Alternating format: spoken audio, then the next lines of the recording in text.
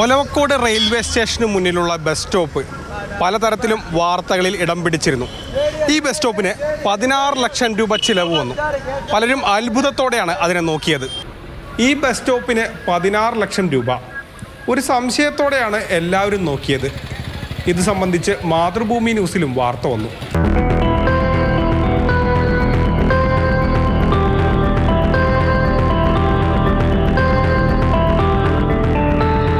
1/9/2020 തുടങ്ങി 31/8/2021 ഏകദേശം ഒരു വർഷത്തിനടുത്ത് സമയമെടുത്ത് നിർമ്മിച്ച ഈ കെട്ടിടത്തിന് 16,97,000 രൂപ.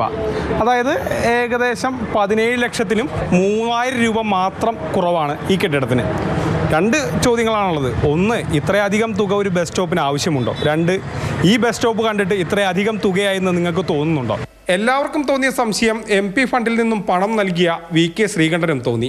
ബസ് വെയിറ്റിംഗ് ഷെഡ് തുറന്നു കൊടുക്കാൻ അവിടെ ചെല്ലുമ്പോഴാണ് അവിടെ ഫലകത്തിൽ 16 ലക്ഷത്തി ചില്ലാൻ രൂപ അതിൽ ആലേഖനം ചെയ്തിട്ടുണ്ട്. അപ്പോൾ ഫണ്ടിൽ നിന്നും അത്രയും തുക റെയിൽവേക്ക് അടച്ചിട്ടുണ്ട്. അപ്പോൾ ഇതിനെക്കുറിച്ച് വലിയ ആക്ഷേപം വന്നു. മാതൃഭൂമി ചാനലിൽ ഉൾപ്പെടെ വലിയ വാർത്തയായിരുന്നു.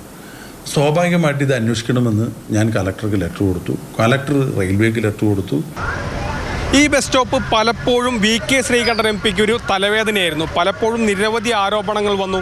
MP ഫണ്ട് ദൂർത്തടിക്കുകയാണ്, കാര്യങ്ങൾ പഠിച്ചിട്ടല്ല ചെയ്യുന്നത്. അത്തരത്തിലുള്ള നിരവധി ആരോപണങ്ങൾ ഈ ബസ് സ്റ്റോപ്പിന് പിന്നാലെ VK ശ്രീകണ്ഠനെ തേടിയെത്തി. ശിലാഫലകത്തിൽ 16 ലക്ഷം രൂപ അന്വേഷിച്ചപ്പോഴാണ് കാര്യം പിടികിട്ടിയത്. 9 ലക്ഷം രൂപയെ ബസ് സ്റ്റോപ്പിനായുള്ളൂ.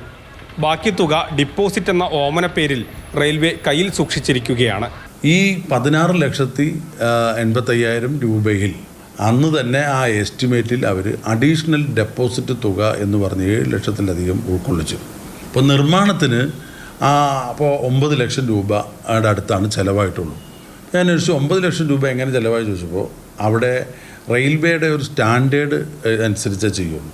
അതിന് ലെങ്ത്തും വിഡ്ത്തും വളരെ കൂടുതലാണ്. ഒരു 3 ബസ് സ്റ്റോപ്പിനുള്ള സ്ഥലം ഉണ്ട്. പിന്നീട് പണം തിരികെ ലഭിക്കാനുള്ള ശ്രമം ആരംഭിച്ചു. ഒടുവിൽ ഒരു വർഷത്തെ ശ്രമത്തിനൊടുവിലാണ് 7,02,017 രൂപ തിരികെ MP ഫണ്ടിലേക്ക് റെയിൽവേ കൈമാറിയത്. ഇത്തരത്തിലുള്ള ഫണ്ടുകളും അതുപോലെ ഫണ്ടിൻ്റെ ചെലവഴിക്കലും ഒക്കെ കൃത്യമായി പരിശോധിക്കേണ്ടത് ആവശ്യമാണെന്ന് ഒരു പാഠമാണ് എനിക്കും ജനപ്രതിനിധികൾക്കും. ഞാൻ അതിന് ശേഷം എല്ലാ എസ്റ്റിമേറ്റുകളും അത് എത്രയൊക്കെ ആവശ്യമുണ്ട് എങ്ങനെയൊക്കെ ഉണ്ടെന്ന് കൂടുതൽ പിന്നെ ചെക്ക് ചെയ്യാൻ തുടങ്ങിയിട്ടുള്ള ഒരു സമയമാണ് ഇതിന് ശേഷം ഉണ്ടായത്. ഈ സംഭവം നമ്മുടെ ജനപ്രതിനിധികൾക്കാകെ മാതൃകയാണ്. ഒരു രൂപ പോലും പൊതുജനത്തിൻ്റേത് വെറുതെ പോകരുത്. Gokul VS, Mathrubhumi news, Palakkad.